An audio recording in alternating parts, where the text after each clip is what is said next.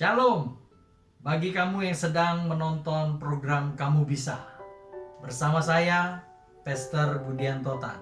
Kali ini, mari sama-sama kita belajar dibenarkan karena iman. Banyak sekali pertanyaan-pertanyaan retorika yang dilontarkan, yang menjadi jembatan dan keluhan dari kemarahan Paulus dengan tema besar, dibenarkan karena iman. Ini tertulis dalam Galatia 3 ayat 1 sampai dengan 4. Ayat ini juga diperkuat dengan Roma 5 ayat 1. Dibenarkan karena iman, artinya di mana kehidupan yang salah terdahulu dibenarkan oleh penyaliban Kristus Yesus di atas kayu salib.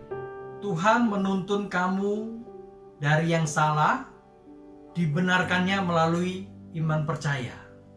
Dari penyaliban Yesus, kamu dan saya yang harusnya tersingkir tidak layak karena segala kesalahan kita. Ia mau turun untuk memberikan kita kesempatan melalui anugerahnya dan kasihnya. Banyak saat-saat ini orang-orang merasa pintar karena IQ yang tinggi, sehingga tidak lagi membawa kemuliaan bagi nama Tuhan, melainkan mereka semakin berani untuk menantang Tuhan. Sehingga keras sekali pesan yang Paulus sampaikan melalui surat yang tertuang di Galatia. Kepintaran menjadi sebuah kebodohan, bukan karena IQ, melainkan IQ yang tinggi membawa orang-orang semakin menjauh dari Tuhan Yesus. Pernahkah kamu bertanya, apa sih yang dicari orang Kristen saat ini? Pernahkah kamu bertanya, apa sih yang dicari orang Kristen atau sebagai pengikut Kristus? Tahtakah? Jabatankah? Atau popularitas? Sudahkah kamu tahu apa yang kamu cari? Yaitu perkenanan Tuhan atas kehidupanmu melalui amanat agungnya. Sebagai seorang pelayan Tuhan, apa yang kamu cari? Jodoh? Pujian? Atau penghargaan dari sesama dan atasan? Sebagai pendeta, apa yang kamu cari? Khotbah yang meninabobokan?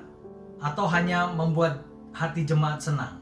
Jangan sampai hal itu menjadi dasar, sehingga apa yang dilakukan menjadi sia-sia, karena kedagingan mengalahkan roh yang ada di dalam kamu.